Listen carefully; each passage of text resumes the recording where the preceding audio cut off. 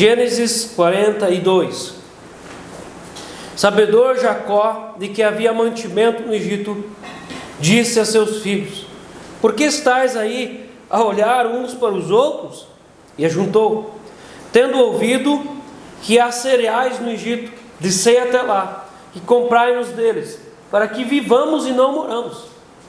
Então desceram 10 dos irmãos de José para comprar cereal do Egito. A partir desse texto, não vai mais ser a história de José, mas vai ser a história dos irmãos de José. De José com seus 10 irmãos. Verso 4. A Benjamim, porém, irmão de José, não enviou Jacó na companhia dos irmãos, porque dizia: para que não lhe suceda acaso algum desastre. Entre os que iam, pois, para lá, foram também os filhos de Israel, porque havia fome na terra de Canaã. José era governador daquela terra. Era ele quem vendia a todos os povos da terra. E os irmãos de José vieram e se prostraram rosto em terra perante ele. Vendo José seus irmãos, reconheceu-os, porém não se deu a conhecer. Eles falou asperamente e lhes perguntou: de onde vindes? Responderam: da terra de Canaã, para comprar mantimento. José reconheceu os irmãos, porém eles não o reconheceram. Então se lembrou José dos sonhos que tivera a respeito deles, e lhes disse: vós sois espiões e viestes para ver os pontos fracos da terra. Responderam-lhe: não, senhor meu, mas vieram os teus servos para comprar mantimento. Somos todos filhos de um mesmo homem, somos homens honestos, os teus servos não são espiões. Ele, porém, lhes respondeu: nada disso, pelo contrário, viestes para ver os pontos fracos da terra. Eles disseram: nós, teus servos, somos 12 irmãos, filhos de um homem na terra de Canaã. O mais novo está hoje com nosso pai, outro já não existe. Esse outro que já não existe, eles estavam falando de quem? Do José. Verso 14. Então lhes falou José: é como já vos disse, sois espiões. Nisso sereis provados pela vida de Faraó. Daqui não saireis, sem que primeiro venha o vosso irmão mais novo. Enviai um dentre vós, que traga vosso irmão. Vós ficareis detidos, para que sejam provadas as vossas palavras, se há verdade no que dizeis, ou se não, pela vida de Faraó, sois espiões. E os meteu juntos em prisão 3 dias. Ao terceiro dia disse-lhe José: fazei o seguinte, e vivereis, pois temo a Deus. Se sois homens honestos, fique detido um de vós na casa da vossa prisão. Vós outros ide, levai cereal para suprir a fome das vossas casas, e trazei-me vosso irmão mais novo, com o que serão verificadas as vossas palavras, e não morrereis. E eles se dispuseram a fazê-lo. Então disseram uns aos outros: na verdade somos culpados no tocante a nosso irmão, pois lhe vimos a angústia da alma, quando nos rogava e não lhe acudimos. Por isso nos vem esta ansiedade. Respondeu-lhes Rúben: não vos disse eu, não pequeis contra o jovem? E não me quisestes ouvir, pois vedes aí que se requer de nós o seu sangue. Eles, porém, não sabiam que José os entendia, porque eles falava por intérprete. Ele, tirando deles, chorou. Depois, tornando-lhes, falou. Tomou a Simeão dentre eles e o algemou na presença deles. Ordenou José que lhes enchessem de cereal os sacos e lhes restituíssem o dinheiro, a cada um no saco de cereal, e o suprissem de comida para o caminho. E assim lhes foi feito. E carregaram o cereal sobre os seus jumentos e partiram dali.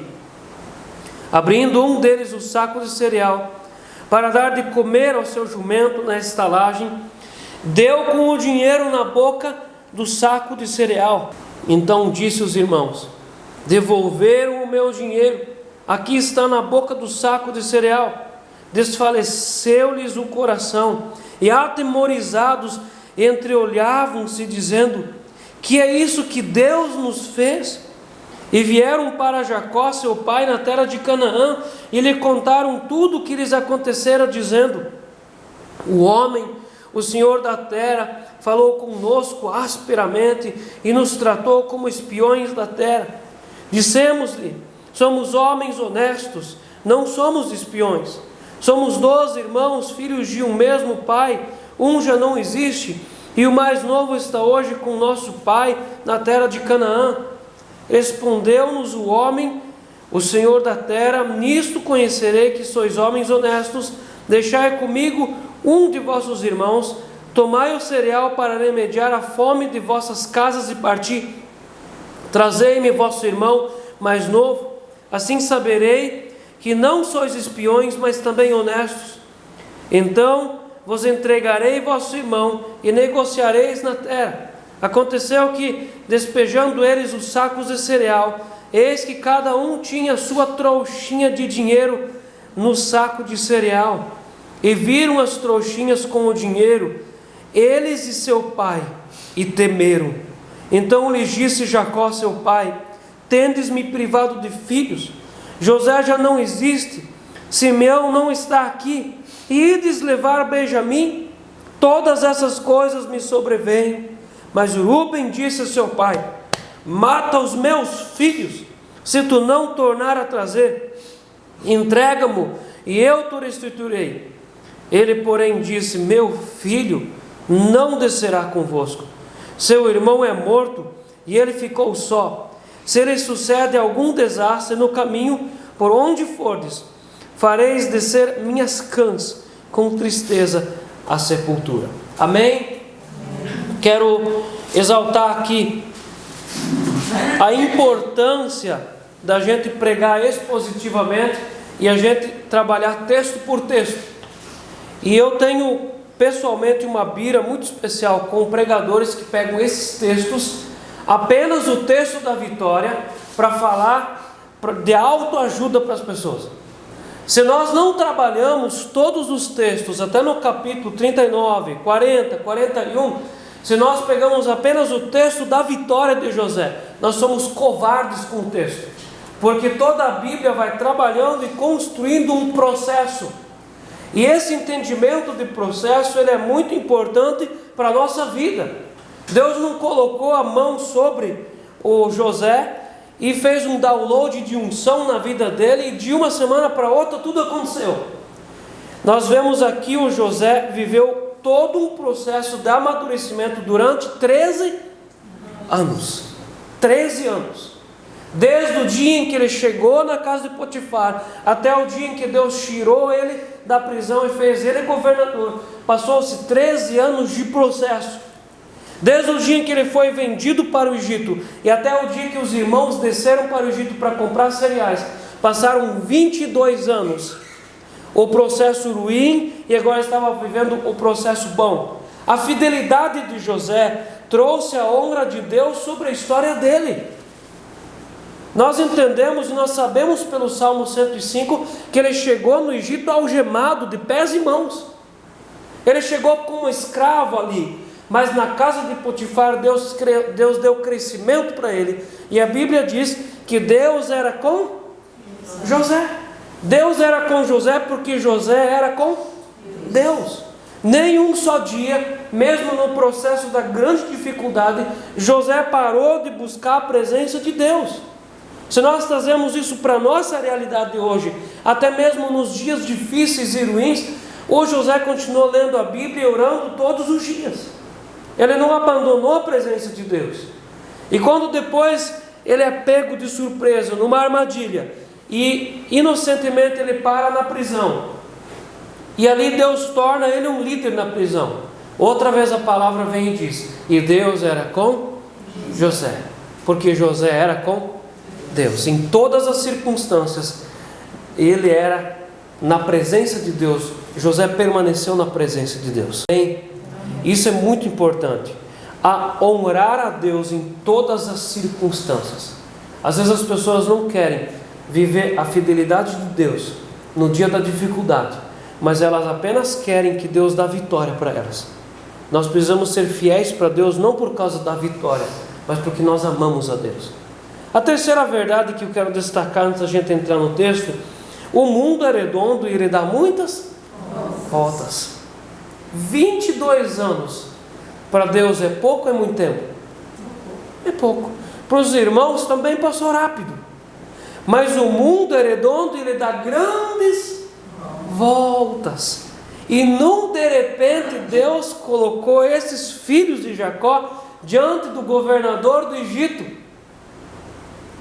Nós precisamos cuidar muito, porque todo o mal feito um dia aparece. Eles pensaram que eles conseguiriam dar um fim na vida de José. A raiva deles era contra a liderança de José, contra o pai amar José e contra aquela bendita túnica que eles não suportaram. Eles rasgaram a túnica e mandaram com sangue para o Jacó. Eles queriam se desfazer de tudo aquilo. E agora eles estão diante de um José que Deus deu um crescimento tão grande que não tem como medir. Meus irmãos, filhos tratam mal os pais e um dia a colheita vai vir. Há pais que tratam mal os filhos também. O apóstolo Paulo fala em Efésios 6: pais, não provoqueis a ira dos vossos filhos, e um dia a colheita vem. Há pastores que tratam mal as ovelhas da sua igreja, e há ovelhas que tratam mal o seu pastor, um dia a colheita vem. Há empregados que tratam mal o seu patrão, há patrões que tratam mal o seu empregado, um dia a colheita vem, porque todo mal feito um dia aparece. Cuide como você trata as pessoas. É como a gente leu lá em Eclesiastes 11: lança o teu pão sobre as águas. Um dia ou outro você vai pegar o pão que alguém outro lançou. A mesma coisa quando nós lançamos veneno sobre as águas. O nosso veneno alguém vai comer, mas um dia nós teremos que pegar o veneno de alguém outro. O mal feito sempre aparece. E o tempo é o mesmo para todos? As mesmas 24 horas que Deus coloca na minha vida, Ele coloca sobre a tua vida? Sim. As mesmas 24 horas que Deus coloca sobre nós, Ele também coloca sobre alguém de um outro país? Os mesmos 22 anos que Deus colocou sobre o José, Deus também colocou sobre os irmãos de José? Os mesmos 22 anos? Os mesmos. Quem nessa história cresceu? Nós olhamos para a história, um José que cresceu e Deus deu um enorme crescimento em 22 anos, mas também olhamos aqui que os irmãos dele não desenvolveram nada da vida deles, absolutamente nada. Esses orelhas secas que nós vemos ali motinando para vender o José para o Egito, que ideia minúscula, vender por 20 pratas. Esses mesmos cabeça de minhoca estão agora ali e o pai diz: desce para o Egito comprar pão, nós estamos passando fome. Vamos, vocês estão amortecidos, é necessário fazer alguma coisa? Em 22 anos nós vemos alguém que cresceu muito e alguém que continuou no mesmo patamar. O tempo é igual para todos. A diferença é cada pessoa. Há pessoas que passam 310 anos e eles continuam com aquele mesmo pensamento sobre tudo. Não crescem em nada.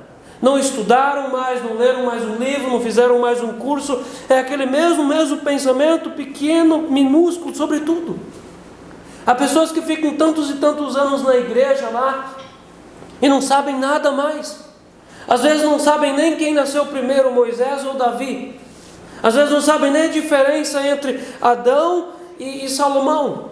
Não crescem em nada, não aprendem a orar numa intenção espiritual, tudo é terreno. Nós precisamos crescer, irmãos. Nós precisamos crescer na nossa vida espiritual, na nossa vida material. Deus está nos dando oportunidade de crescimento. Nós não podemos passar 22 anos e Deus vem nos visitar e nós estamos na mesma. Nós precisamos crescer. E eu desejo que Deus nos dê crescimento, que daqui a 22 anos a gente tenha uma igreja muito maior aqui e a nossa preocupação seja construir um templo maior. Amém? Que Deus nos dê crescimento. E há juízos que Deus derrama sobre toda a terra. Há juízos específicos que Deus coloca sobre uma nação. Há juízos específicos que Deus coloca sobre um estado, sobre uma cidade, mas há juízos que Deus derrama sobre toda a terra. A seca que veio sobre todo o mundo antigo. Ninguém ficou de fora. Tanto justos como injustos, como aqueles que conheciam a Deus, como os idólatras do Egito, todos pereciam debaixo de uma mesma seca. A fome veio exatamente para todos, porque a Bíblia diz que todos desciam ao Egito para comprar cereais, para não morrer de fome. Há muitas coisas que acontecem no mundo e é igual para todos. Só que a diferença é que Deus é soberano. E Deus é Deus sobre a chuva e a seca. Deus é Deus sobre vacas gordas e vacas magras. Deus é Deus. Ele é soberano. E nem sempre Deus nos livra da fornalha, mas Deus pode nos livrar na fornalha. Deus não livrou Sadraque, Mesaque e Abednego da fornalha, mas livrou na fornalha. Deus não livrou o Daniel da cova dos leões, mas na cova dos leões. Há juízos que vêm sobre toda a terra. Eclesiastes 9:5, tudo sucede igualmente a todos, a justos e a injustos, a santos e a pecadores, aos que sacrificam e aos que não sacrificam. Há juízos que vêm sobre toda a terra. O grande exemplo é a pandemia que Deus derramou sobre todo o mundo. Nenhuma cidade ficou de fora, mas Deus nos livrou na pandemia. Deus estava livrando aqui pessoas na fornalha da seca. Amém? E o verso 1 começa: sabedor Jacó de que havia mantimento no Egito. As delegações, as caravanas dos povos desciam para o Egito. Então, numa época em que a comunicação não era como hoje, mas as pessoas conversavam umas com as outras. A comunicação gerava essa informação de que havia comida, cereais, mantimento no Egito. Isso chegou para Jacó, e Jacó toma conhecimento da provisão que havia no Egito, e a fome foi um instrumento divino para levar a família patriarcal para o Egito. Quando nós começamos lá nos primeiros capítulos a falar de José, nós conversamos e nós provamos biblicamente que Deus tinha um projeto para a vida de José. E se Deus falasse para o José, que estava muito bem na casa do pai: José, desce para o Egito, lá eu farei de você um governador, ele iria? Não iria. Deus teve que construir uma situação e levou José para o Egito. Deus tinha um projeto.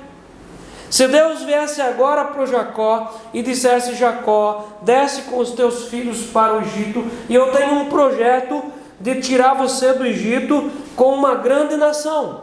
Daqui a 430 anos vocês serão uma enorme nação que vai gerar um Salvador. O Jacó desceria? Não desceria. Deus construiu outra vez um instrumento divino, uma seca, para levar a família patriarcal para o Egito. E Jacó repreende a falta de iniciativa dos filhos. No final do verso 1: por que estáis aí a olhar uns para os outros? Eles estavam amortecidos. Quando uma pessoa não percebe aquilo que é essencial para a vida, para a sobrevivência, é porque ela está amortecida. Aqui nessa situação, esses irmãos estavam amortecidos para a vitalidade da vida, do corpo. Mas nós estamos diante de uma geração que está amortecida para buscar Deus. As pessoas estão indo para o inferno, as pessoas não percebem que elas estão debaixo de juízo, e elas não têm força para ir buscar a presença de Deus. Vocês que também conseguem perceber isso? As pessoas às vezes vivem uma guerra dentro de casa, problemas enormes no casamento, na família, inseguranças no casamento, mas elas não têm força de levantar e buscar a verdade, de buscar aquilo que é certo, o conselho correto, amortecidos para as coisas certas, de se levantar e buscar a solução. E o Jacó, o pai, precisa dizer para eles: filhos, vocês têm todos barba, vocês já passam de 50 anos, vocês precisam ir para o Egito comprar pão para a gente. Esses irmãos de José eram corajosos para matar siquimitas circuncidados? Eles tinham coragem para ir lá, para matar os siquimitas ao terceiro dia? Eles eram corajosos para vender o irmão deles como escravo no Egito? Eles eram corajosos para mentir para o pai sobre o paradeiro do filho do José, o filho José. Eram corajosos em casa, mas eles eram covardes para aquilo que era o essencial na vida. De nada adianta ser corajoso em casa se nos falta coragem para fazer o essencial da rua, de ir atrás das coisas e resolver a nossa vida. Do verso 2 até o verso 5, Jacó ordena aos filhos. O verso 2: e ajuntou, tenho ouvido que há cereais no Egito. E ele determina: descei até lá e comprai-nos deles. Adianta ter dinheiro em casa e não ter pão? Eles tinham dinheiro, mas não tinham pão. Então vocês pegam, levam dinheiro e pagam e compram cereais. Verso 4: a Benjamim, porém, irmão de José, não enviou Jacó na companhia dos irmãos. Ele confiava nos filhos dele. Ele confiava que os filhos cuidariam do Benjamim. O Benjamim era irmão do José, filho da mulher amada dele. E ele só tinha esse um filho ainda. E ele não confiou o Benjamim para os seus irmãos, porque eles não eram pessoas de confiança. Verso 6 ao verso 4. O 6 começa aqui falando outra vez de José. José era governador daquela terra. José vendia os alimentos para as caravanas. Ele era o primeiro ministro do Egito. Quando nós olhamos o José na casa de Potifar, ali ele era o procurador geral da casa de Potifar. Ele fazia tudo.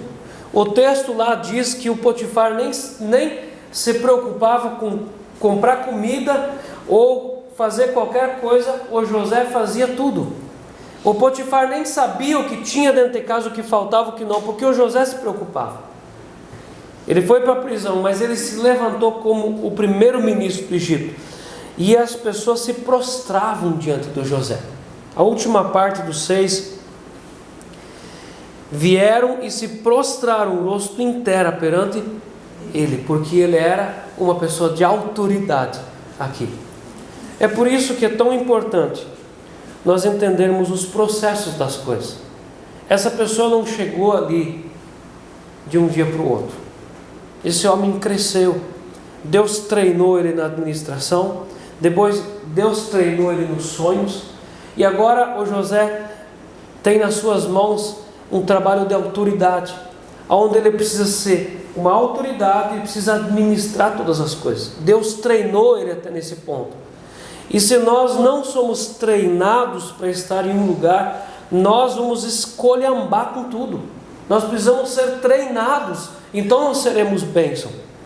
Verso 7: vendo José seus irmãos, reconheceu-os, porém não se deu a conhecer. Eles falou asperamente, eles perguntou: de onde vindes? Responderam: da terra de Canaã, para comprar mantimento. Como será que o José se sentiu nessa hora? O que será que ele teve vontade de falar para os irmãos? Quem te viu, quem te vê, agora vocês estão na minha presença. E o José começa a apertar os irmãos. Nós precisamos cuidar para a gente não entender que o José agora vai pisar nos irmãos. José tem uma estratégia, ele não é imaturo. Quando nós olhamos o texto de Mateus 10, verso 16, Jesus diz: sejam prudentes como as serpentes e simples como as pombas. Ele não diz apenas simples como as pombas, mas prudentes como as serpentes. Deus não nos mandou sermos bobinhos. Deus mandou que a gente amasse todas as pessoas e as tratasse bem, mas não ser bobinhos. Essa história de José me faz lembrar muito de Atos 16, quando Paulo chega a Troade, ele e o Silas, e eles ali na casa de Lídia eles são convertidos toda a casa, eles expulsam um demônio de uma menina endemoniada. De noite eles estavam presos e é salvo ali o carcereiro, e depois daquela libertação, os oficiais romanos percebem e entendem que eles haviam julgado o Paulo sem o processo obrigatório, sem o processo legal. E eles tinham julgado um cidadão romano, Paulo era romano. E na calada da noite eles dizem para Paulo: vai embora, você está livre, vai embora. E Paulo diz: não. Esse mesmo Paulo que é apedrejado pelo nome de Jesus, e no outro dia levanta e vai embora. Esse mesmo Paulo que muitas vezes é humilhado e ele se retira. Em Atenas ele é chamado de tagarela. Esse mesmo Paulo que não se importou muitas vezes, esse mesmo Paulo nessa situação diz assim: não. Muitas vezes é necessário a gente bater o pé e dizer: não, chega. Tudo tem um limite. Jesus nos ensina e nos manda sermos pacienciosos e longânimos com as pessoas. Paulo escreve aos Tessalonicenses dizendo: sejais longânimos com os vossos irmãos. Mas esse mesmo Paulo também diz: não, tudo tem uma dignidade, tudo tem um ponto que não se pode passar. Muitas vezes é necessário levantar a mão e dizer assim para o patrão: não,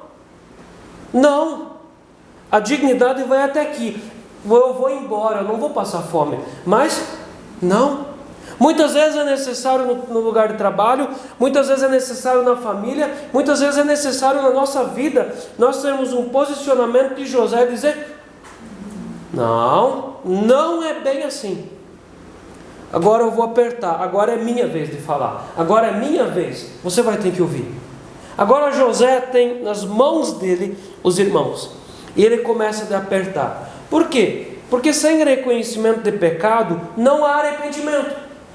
Esses irmãos, eles estavam em pecado de muitas formas, mas sem reconhecer o pecado não há arrependimento, e sem confronto não há reconhecimento.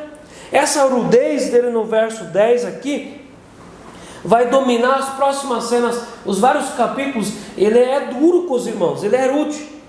Contudo, é uma atitude rude com caloroso afeto, porque ele continua amando os irmãos, mandando mantimentos, mandando eles para casa.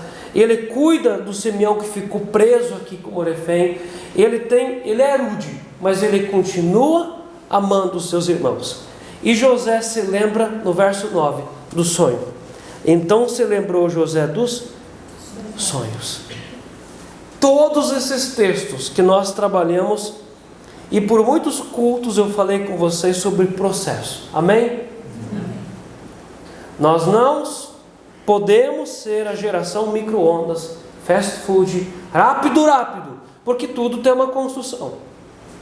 22 anos se passaram, 22. E então José se lembrou do sonho. 13 anos haviam se passado entre o dia que Deus deu o sonho e quando Deus começou a retirar e dar o sonho. E às vezes as pessoas querem de um dia para o outro que Deus responda, e elas acabam esquecendo, porque elas não têm paciência para esperar o que Deus tem para a vida delas. Mas o dia chegou e Deus é fiel com aquilo que Deus mostra. E então se lembrou José dos sonhos, estava diante dele todos os irmãos. Depois, mais para frente, vai acontecer o segundo sonho dele, quando também os irmãos e o pai se dobram diante dele. Mas o sonho começa a acontecer. E José prova os irmãos. Na segunda parte do 9, na última parte: vós sois espiões e viestes para ver os pontos fracos da terra. Esse texto ele tem sentido, porque corria-se o risco de exércitos de outras nações invadirem o Egito para tomar os mantimentos, para tomar aquele mantimento e eles venderem. E podia-se esperar que exércitos esfomeados buscassem qualquer fraqueza nas fortificações para saquear o trigo dos celeiros. Isso poderia acontecer, mas não os irmãos de José. Mas José os aperta dizendo: vocês são espiões e vocês vieram espionar a terra. Verso 10. Responderam-lhe: não, senhor meu, mas vieram os teus servos para comprar mantimento. Eles são humildes. Agora eles dizem que eles são servos. Em terra estranha, em lugar que não era propriedade deles, nós somos teus servos. E eles também são honestos, quando na segunda parte do 10 eles dizem: nós viemos comprar mantimento. E eles são honestos no sentido de que eles não tinham de fato segunda intenção. Essa era a intenção deles. Eles vieram atrás daquilo que era vital, aquilo que era comida. Verso 12. Ele, porém, lhes respondeu: nada disso. Pelo contrário, viestes para ver os pontos fracos da terra. E eles se defendem no verso 13. Eles disseram: nós, teus servos, somos 12 irmãos, filhos de um homem da terra de Canaã. O mais novo está hoje com o nosso pai, o outro já não existe. Na cabeça dos irmãos, na conversa deles, o José não existia. Eles desejavam ardentemente isso, que o José não existisse. O amor do José pelo pai, o pai amando o José, aquilo eles não conseguiam suportar. Aquela liderança do José, a túnica, eles não suportavam. Na ideia, no desejo deles é que de fato José não existisse mais. E era necessário também falar sobre Benjamim. O José também precisava saber que o irmão mais novo dele ainda vivia. Verso 14. Então lhes falou José: é como já vos disse, sois espiões. Então no verso 14 até o verso 20, José vai apertando eles. E era necessário produzir arrependimento para a vida no coração desses irmãos. Eles estavam tão amortecidos por essa vida, pela consciência pesada, que eles nem tinham vontade de levantar-se para comprar pão. Tão amortecidos, tão entregues para a vida. Eles são acusados de espionagem. José ameaça prendê-los até eles trazerem Benjamim. Ele coloca os irmãos sobre custódia. E José amargurou muitos anos na prisão. 2 anos na prisão, na casa de Potifar. E era necessário que esses irmãos pelo menos sentissem um gostinho do que era ficar preso. 3 dias de prisão. E José exige provas da honestidade. No verso 18: ao terceiro dia disse-lhe José: fazei o seguinte e vivereis, pois temo a Deus. Se sois homens honestos, fique detido um dentre vós na casa da vossa prisão. Vós outros ide e levai cereal para suprir a fome das vossas casas. Meus irmãos, a partir do verso 21, começa a acontecer algo no coração desses irmãos. Eles são apertados durante 3 dias. Eles são colocados na prisão. Eles são apertados, oprimidos. A partir do verso 21, começa a ter aqui um resultado. Então disseram uns aos outros: na verdade somos culpados no tocante a nosso irmão, pois lhe vimos a angústia da alma quando nos rogava e não lhe acudimos. Os irmãos sentados ao entorno daquela cisterna, repartindo pão, comendo pão, e ouvindo o irmão pedindo socorro, e eles não socorreram ele. Que tipo de coração que havia dentro desse ser, de conseguir comer pão e ao mesmo tempo, comendo pão, planejar a morte do irmão. E eles lembraram-se desse ato, desse tempo. E os métodos de José despertam os irmãos para a vida. E a ansiedade deles, no final do verso 21, por isso nos vem esta ansiedade. Essa ansiedade que tinha na vida deles, vinha do quê? De uma consciência pesada. Eles estavam com culpa no cartório do passado. A consciência pesava. Pode passar 22 anos na vida de alguém, mas aquilo que ainda está em aberto, está em aberto. É necessário resolver a vida. O pastor Braumer diz assim: a voz da consciência não pode ser sufocada para sempre. Por um tempo a pessoa pode sufocar o mal feito, mas não pode sufocar para sempre. E a reação do José no verso 24: e retirando-se deles, chorou.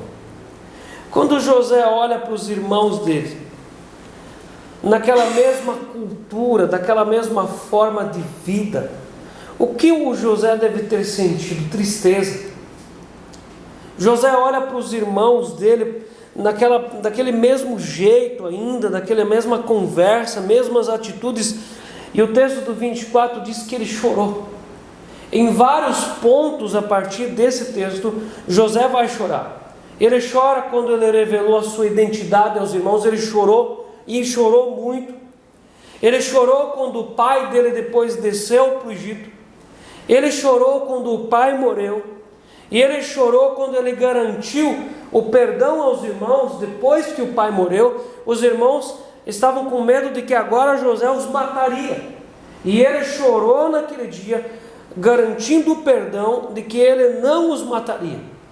Por que José chorou? Uma prova do caráter de uma pessoa é observar o que leva ela a chorar. O porquê uma pessoa chora. Pelas coisas materiais ou pelas coisas espirituais? O que leva uma pessoa a chorar? Às vezes a pessoa não chora de lágrimas dos olhos, mas ela chora por causa de algumas outras coisas. E ela chora um choro interior, uma dor interior. Mas o que me leva a chorar?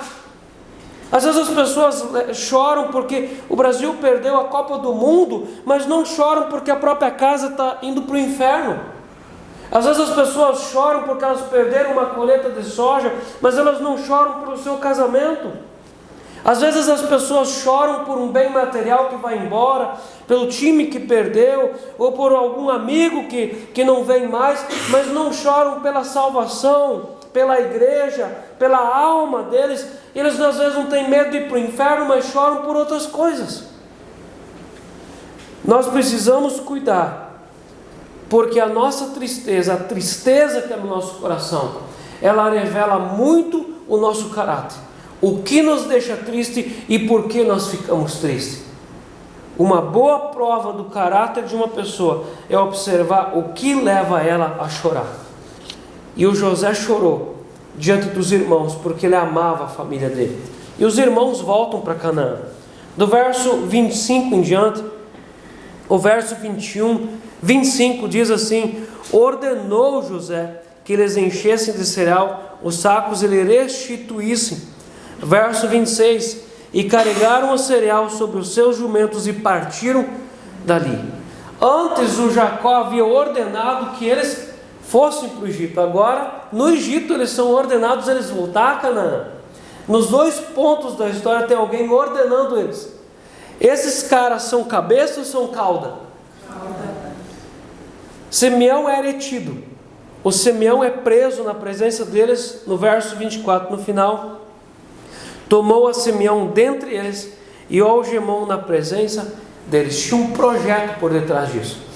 Algemou o Simeão e prendeu ele para que o processo continuasse. Havia o risco desses irmãos voltarem para casa, todos eles, e não retornariam mais.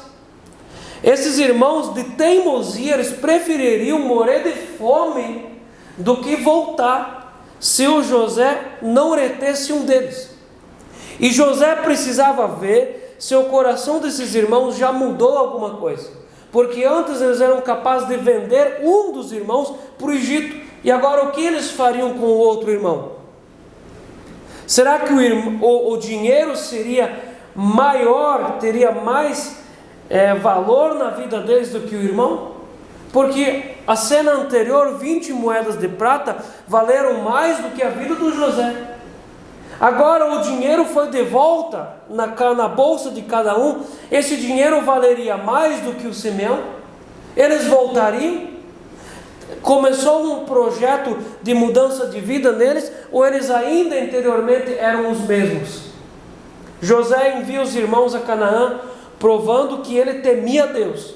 E ele falou aqui nesse texto: porque eu temo a Deus, no final do verso 18. E que ele se importava com o bem-estar dos familiares. No verso 25, ele manda os irmãos de volta para Canaã, e cada um com bolsas de cereais, porque do outro lado da linha o pai estava esperando a comida voltar. Alguém precisava comer, e 3 dias de processo já davam que chega.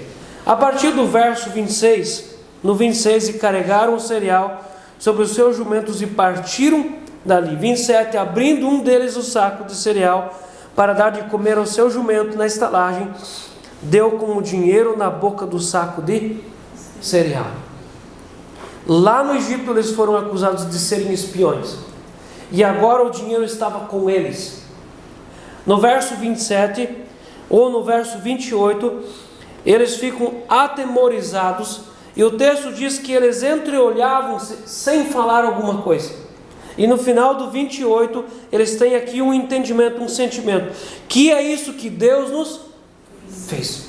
Pelo menos 22 anos, essas pessoas não falavam sobre Deus. Era necessário que essas pessoas fossem apertadas, oprimidas, para que eles se lembrassem de Deus. O que Deus nos fez? O que Deus nos fez? E Deus estava trabalhando por meio dessas circunstâncias. No verso 29 ao verso 35, e vieram para Jacó seu pai na terra de Canaã, e lhe contaram tudo o que lhes acontecera, dizendo. Eles chegaram em casa. O texto diz que eles contaram tudo, no sentido deles contaram sobre a história. Mas quando vocês vão ler hoje em casa ou amanhã de novo esse texto, eu quero que vocês percebam que tem vários detalhes que eles não contam para o pai deles. Há muitas coisas que eles omitem, e a história deles é cheia de omissões. Eles não contaram que eles ficaram presos. Eles não contaram. 3 dias presos. Não contaram. Eles omitem que Simeão ficou refém. Eles omitem a história. Mas ele ficou preso no Egito. Mas eles não contam. Eles só dizem que o Simeão ficou lá para que a palavra deles fosse verdadeira. Eles omitem que eles tiveram um remorso lá na prisão. E eles conversaram entre eles sobre... será que não foi por causa do José que nos sobreveio isso? Eles não admitem o remorso. Eles omitiram que eles descobriram o dinheiro lá na estalagem. Eles não contam para o pai. Tanto é que no verso 35 aconteceu que, despejando eles os sacos de cereal, eis que cada um tinha sua trouxinha de dinheiro no saco de cereal, e vieram as trouxinhas com o dinheiro.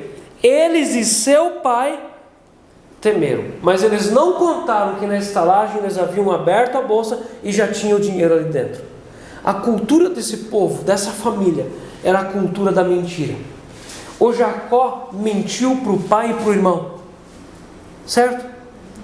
E dentro desse caldeirão de vida foi formada uma família onde o sogro mentiu depois, o Labão mentiu para o Jacó. E aquela mentira continua. Os irmãos depois contaram para o pai, ou omitiram do pai, que eles tinham vendido o José para o Egito. E 22 anos ainda a mentira estava no coração do pai. O pai ainda estava sustentando essa mentira de que o filho tinha morrido. E há famílias que são acostumadas na cultura da mentira. Mentirinha. Alguém chega em casa e o pai não quer atender e ele fala assim: filho, vai lá e fala que o pai não está em casa. Uma mentirinha. Mas é só uma mentirinha. Alguém liga, a criança atende e a mãe fala assim: fala que a mãe não está. Uma mentirinha. E há famílias que são coordenadas por mentirinhas. O marido conta mentira para a esposa omite coisas do marido, os pais não contam tudo para os filhos não contam tudo para os pais. E tem famílias que estão dentro dessa cultura da mentira. Há igrejas que funcionam nesse trilho da mentira, das meias-verdades, omissões. Eles coloriram a história e eles tentaram tapar o sol com a peneira. Mas não tem como esconder a verdade. Deus estava empurrando aqui com um trator esteira para que o sol iluminasse tudo, para que a verdade viesse à tona. Mal eles imaginavam que Deus estava trabalhando para isso. Verso 36. Então lhes disse Jacó a seu pai: tendes-me privado de filhos, José já não existe, Simeão não está aqui, e ides levar a Benjamim? Todas essas coisas me sobrevêm. Agora eu vou perguntar para vocês. Nós já conhecemos a história, e a história é bonita depois de escrita. Deus estava construindo aqui, pavimentando uma estrada de vida ou uma estrada de morte para o Egito? De vida. Mas o Jacó olha para toda essa circunstância e diz: vai piorar, agora vou morrer, agora acabou, porque vai aumentar o meu sofrimento. Por que ele tem essa leitura do que está acontecendo? Porque quando nós estamos com o coração longe dos planos de Deus, as coisas ruins parecem boas e os caminhos de vida parecem prisões. Uma pessoa que está longe de Deus, ela enxerga tudo ao contrário. O ruim parece bom, mas o bom parece ruim. Aí você ensina para a pessoa o caminho da vida, e ela diz: não, agora vai acabar a minha vida. Mas lá o traficante ensina o caminho da morte, e a pessoa fica feliz: agora vai mudar a minha vida. Deus mandou Moisés depois para o Egito, para tirar as pessoas de dentro do Egito e levar para Canaã, de uma prisão, de uma escravidão para a liberdade. E as pessoas olham para Moisés e dizem: ele veio trazer problema para nós. Porque uma pessoa com o coração longe de Deus não consegue olhar e fazer a leitura como Deus está fazendo as coisas. Deus estava construindo, asfaltando uma via de vida para o Jacó, mas o Jacó olha para esse caminho e diz: agora acabou a minha vida, agora eu vou ter que morrer, agora aumentou a minha tristeza. É assim que as pessoas também olham para os caminhos de Deus.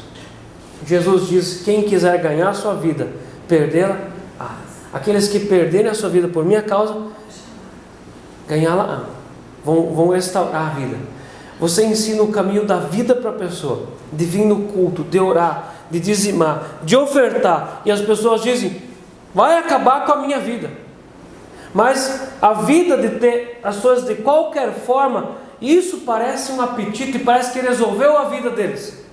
É enxergar tudo ao avesso. Aí vem a pérola brilhante ideia do Rúben no verso 37.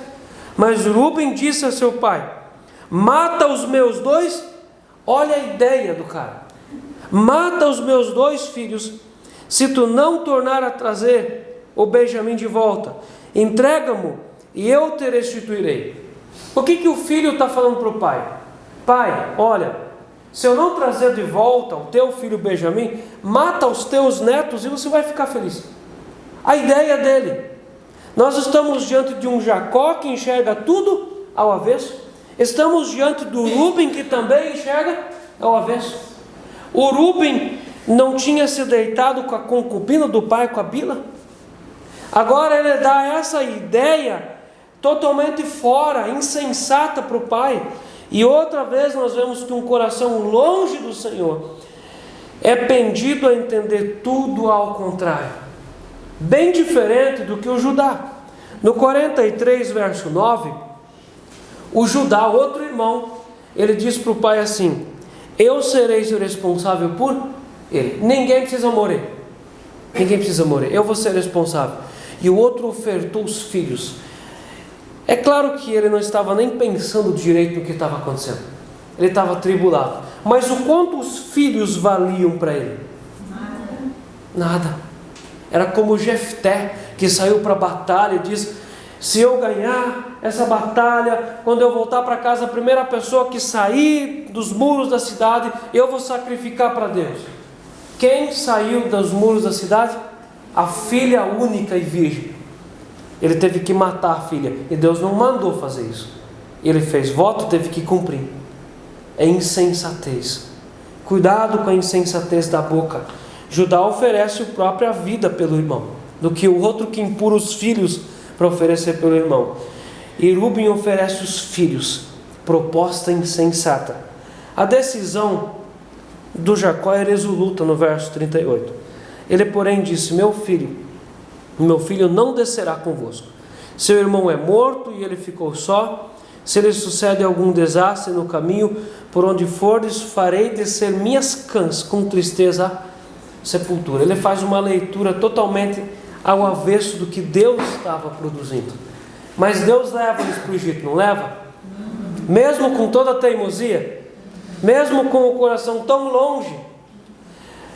O que nós podemos aprender de tudo isso que nós vemos hoje? Que todas as circunstâncias são complicadas para quem anda longe de Deus. Deus derramou seca sobre todos. Todos não estavam descendo para o Egito para buscar ali a vida. Mas quando uma pessoa é longe, o coração longe de Deus, todas as circunstâncias são complicadas para quem anda longe de Deus.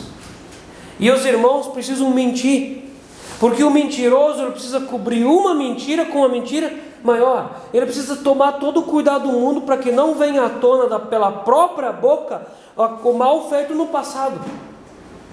Mas tudo isso produz um coração amortecido, longe de Deus. E as pessoas precisam resolver a sua vida. Não adianta ficar inteirando, tapando e fazendo de conta que não aconteceu. É necessário resolver. Eu termino aqui. Todas as circunstâncias são complicadas para quem anda longe da presença de Deus. Lê a Bíblia todos os dias. Ora todos os dias. Busca a presença de Deus. Para que a gente não tenha que cair em caminhos assim, tão complicados como essa família estava vivendo. Eles tinham tudo para viver uma grande vida, porque eles foram escolhidos por Deus como uma família patriarcal, mas eles estavam vivendo como ímpios. Busca a presença de Deus, para que Deus endireite os nossos caminhos. Amém. Amém. Pai, em nome do Teu Filho Jesus, eu Te agradeço, meu Senhor, por essa Tua palavra nessa noite. E eu sei, Deus, que o Teu Espírito Santo visitou lá os corredores do nosso coração e nos ensinou, trouxe clareza e entendimento na palavra. Obrigado, Senhor, por tudo aquilo, por todas essas visões que o Senhor nos trouxe essa noite, enquanto nós ouvíamos a Tua palavra. E eu quero pedir que o Senhor continue dando graça para a nossa vida, para essa palavra permanecer viva e provocar mudança na nossa alma. Em nome de Jesus. Amém. Amém. Amém.